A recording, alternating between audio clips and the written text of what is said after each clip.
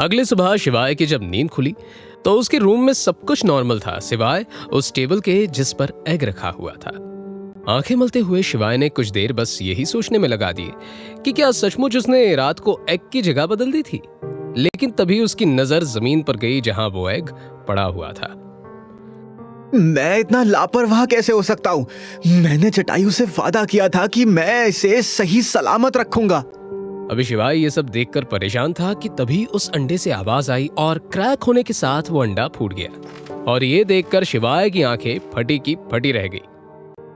नहीं नहीं, ये अंडा फूट नहीं सकता, मुझे कुछ करना होगा।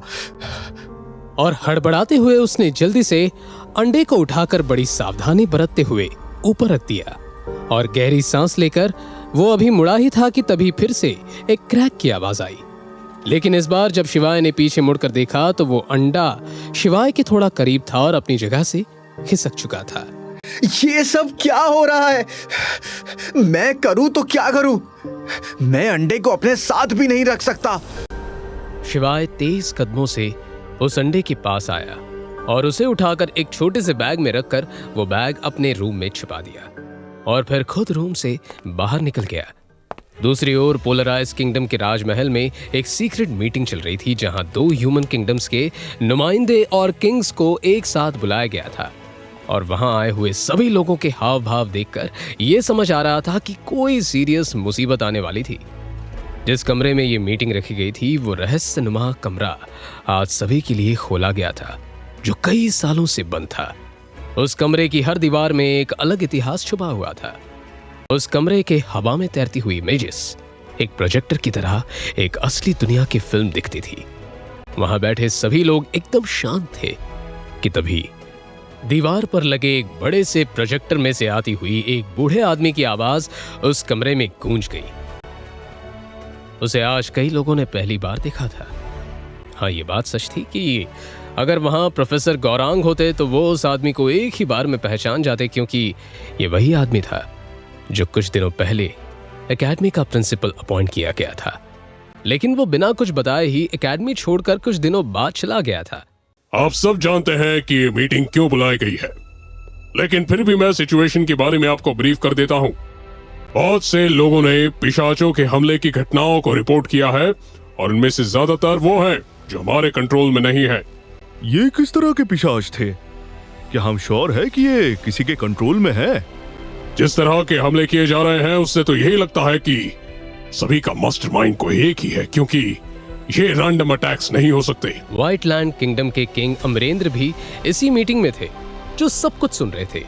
उनके पास खड़ा एक आदमी कुछ नोट्स भी बना रहा था। उन्होंने उसे बाहर जाने का आदेश दिया। जैसे ही वो बाहर चला गया, उन्होंने अपना फोकस प्रिंसिपल की तरफ शिफ्ट कर लिया। क्या हम यहाँ पिशाच राज की इन्वॉल्वमेंट की बात कर रहे हैं? क्या वो लौट आया है? पॉसिबिलिटी जीरो नहीं है, क्योंकि अटैक करने वाले ज्यादातर पिशाच अंधेरे जंगल में से ही निकले हैं और इन सभी की रैंक्स रिसेंटली ही बढ़ी हैं, यानी कोई सोर्स तो होगा जो इन्हें पावर दे रहा है। अगर ऐसा है तो हम सभी को अभी से अलर्ट हो जाना चाहिए, क्योंकि आखिरी बार जब पिशाच राज हमसे भिड़ा था तो उसने पूरे के पूरे किंगडम्स को बर्बाद कर दिया था। इसलिए इस समय आपसी झगड़ों को किनारा करके साथ में इस प्रॉब्लम से निपटना होगा। क्या हमारे पास इतने हायर रैंकिंग वॉरियर्स है जो इस खतरे से निपट सके?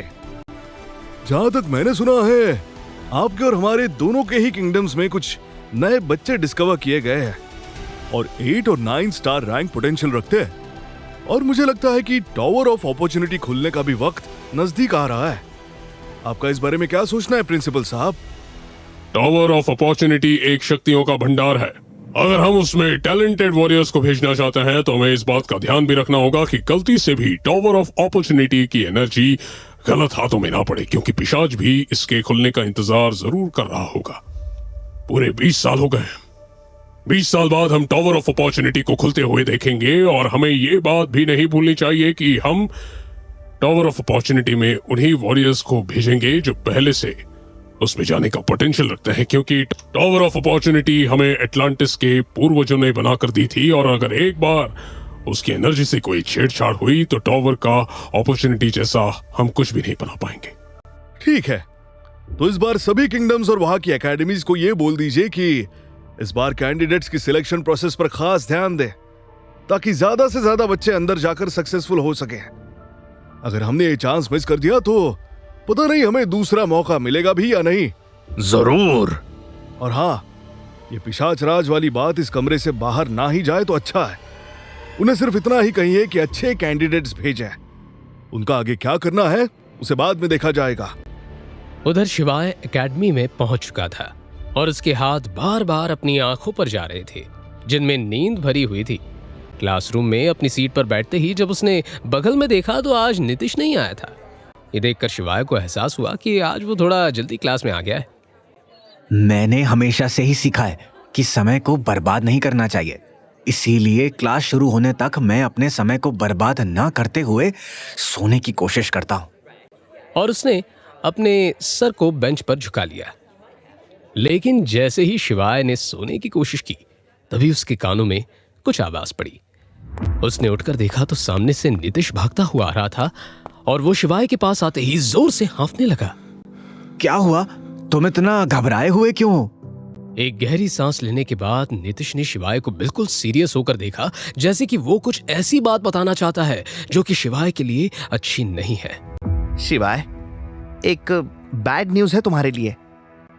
मुझे सुबह से लग रहा था कि आज कुछ ना कुछ बुरा तो होने वाला है।